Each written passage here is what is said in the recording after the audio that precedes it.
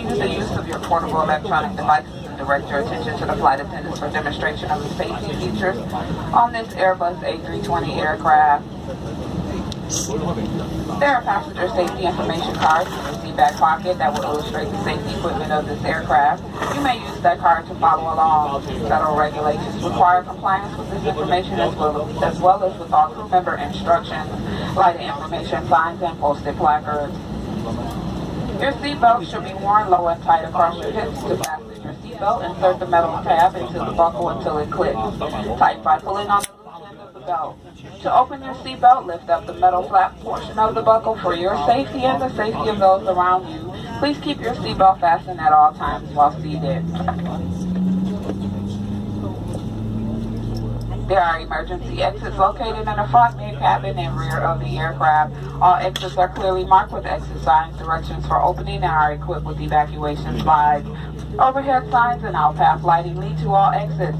Slides at the front and rear exit doors can be detached and used as rafts. Please take a moment to locate the exit nearest to you, keeping in mind that the closest exit may be behind you. The cabin is pressurized. If there's a loss of cabin pressure, masks will drop from the compartments above your seat and lavatory ceilings. Remain seated with your seatbelt fastened. Pull the mask towards your face to start the flow of oxygen. Cover your nose and mouth with the mask. Place the elastic band around your head and tighten by pulling on the loose ends. Secure your own mask before assisting others. Oxygen will be flowing through the mask even though the bag may not appear to inflate.